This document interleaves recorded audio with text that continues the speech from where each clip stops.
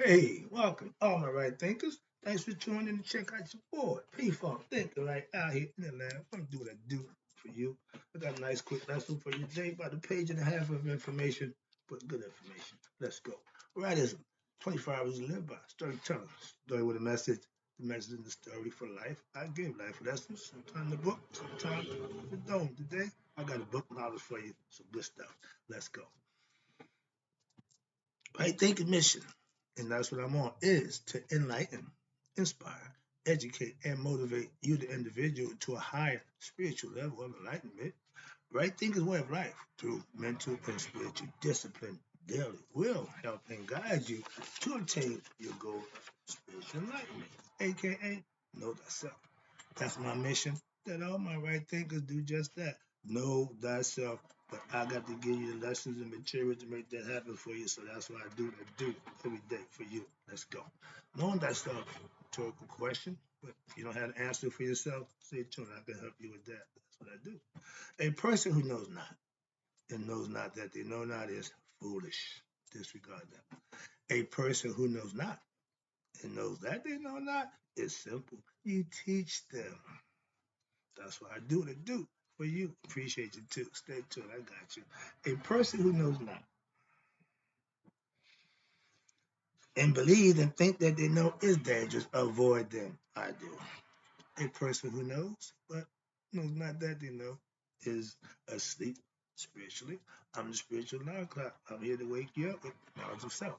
A person who knows and knows that they know is wise. Follow them. All these persons, they reside in you. Right thinkers. Know thyself. Into my yacht. Be true. Speaking of my yacht, it's a good picture. When they offer up, this is what they offer up to those statues. That's what they're offering up. My yacht. Okay. Let's talk about right thinkers. We talked about the first one was okay, seeking purity. No, I didn't do that. Oh, the concept of doer and non-doer. Now we're gonna ask the question. Actions, or I'm gonna give you some understanding. Actions of doer and a non-doer. Which one are you? All right, let's go. Now, actions of any type will always lead to a result, aka IRE, reap what you sow. Okay. However, this result is not as predictable as people have come to believe. Why? In reality, the only thing a human being, and listen to me, can control is its own actions of itself, not the fruits of the action itself. If there is concentration on the action without desire or expectations of the fruits of the action, meaning you want something in return, then watch this. There can be peace and contentment even while the action is being performed. I know what I'm doing is going to help somebody, so I'm enjoying doing it. I'm not doing it with any expectations of anything other than helping somebody else. That's the non-doer. Understand that. And watch this. This is the way of a non-doer. I'm just saying, if this is what you do, this is what I do. I learned this, and I got it from. So it's easy going over just what I learned years ago. So work with me. This is fun. Now, you got actions performed with expectations. Again, if you're doing something for a reason and your desires are the way of the doer, you want something for something. Nobody wants to give up something for nothing. So their intent is to what? Get something back. If they give, they want something back. And it should be that way. But if you're giving for that reason, you're giving for the wrong reason. That's a deal maker. I keep telling you who he is. Let's move on. Now let's talk about the non-doer, right thinkers. Non-doers are free from what? The fruits, because he or she is free from the desire, from egoistic desires and expectations, while the doer is dependent on the action and is bound to the results by expectations, while the doer is what? Dependent on just the action and is bound to the results by be they positive or negative. When I give you this information, what you do with it is your choice. Be it good or bad. Ain't gonna do it me. I'm just giving it to you. How you choose to use it is your choice. So when desires and expectations in the mind are resolved, watch this. The mind now becomes what? Calm and peaceful. if you're looking to get over, you're looking to, come up on somebody else's, it's not good. That's using people. Never good.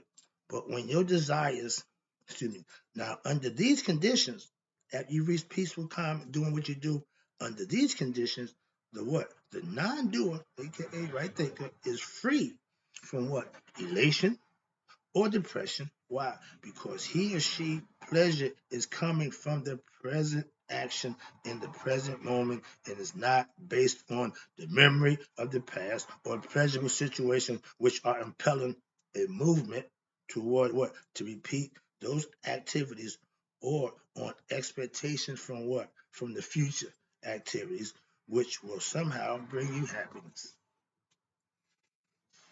Searching for happiness in all the wrong places, going about self-satisfaction all the wrong ways. But the non-doer, watch this. The non-doer being bound to what? Memories or to the expectation is not bound by either. Why?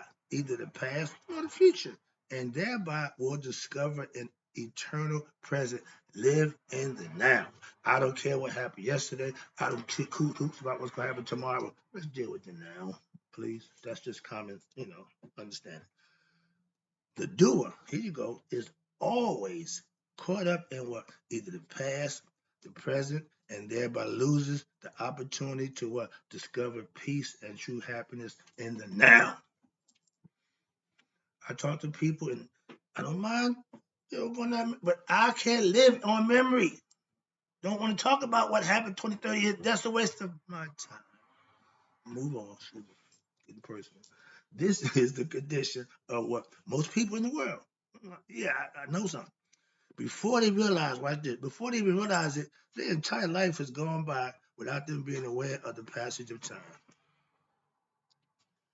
If you've been messing up your whole life, 50 some odd years, and you decide to wake up, it's going to be a while to rectify that. But you think it's going to happen overnight, and you really ain't thinking right. So understand that everything is a process. You didn't get that way. It took you a little while, so it's going to take you a while to straighten it out. That's my point. And watch this. Now, this is the art of what? True spiritual life. Changing your life from what it used to be to what you want it to be. You are in control. Oh, give me some of the lesson. But watch this. Now, you live in true spiritual life is what? Spiritual discipline lifestyle is what I live. Right thinking philosophy. It leads one to what? Detach from worldly things, even while continuing to live in it, and thereby to discover what? The hidden inner spiritual dimensions of what? The unconscious mind and what lies beyond. Then your boy said, live in the world, but don't be of the world, whatever it is. The idea, I didn't go nowhere to raise my conscious level by studying and acting and being. I didn't go to a monastery. I didn't go to no Charlotte. Nope. I stayed right here and worked my time and did what I should do. So it don't take no special environment to better yourself. That's my point. I don't know where I was at. Okay. Now, the doer, yeah, okay. If you're a doer, you're always bound to what? A form of experience, which is determined by what? And bound to what? The world of time and space. Because only in time and space can there manifest the physical things, either they be memories of the past or the expectations for the future. Manifestation is in the physical world, time and space. But watch this. The non-doer eventually discovers the transcendental experience, the mystical experience, recognize you and God, nihas, of the expanding consciousness in the present moment. When you are awakened, when you are enlightened, you stay in the now. You live in the now. That's what it's all about. See, waking up. Some of us are still unconscious, woke but unconscious. Okay, so that's what we call the concept. Let me wrap this up. Oh, I got a little time. I got a nice one little paragraph for that, but should be some good stuff here. Now, the philosophy of right thinking philosophy or meditation, when it's in action, it's reflecting on one's actions. At the end of the day, you self-reflect yourself. Nobody else is personal. Watch this. When you reflect on one's action, you may seem it may seem foreign to you at first if you ain't used to it. But guess what? If you reflect upon it, you will discover that it holds great truths as well as great potential to what? Assist you in discovering what? Abiding truth and harmony in your own life. You are the orchestrator of what's going on in your life. Take control, do what you're supposed to do, and you'll see what happens when you begin to practice and discover how wonderful it is what to be in control of your mind instead of what being prey to what the positive or negative and emotions and desires. You will discover an incomparable feeling which goes beyond what the ordinary concept of happiness called bliss.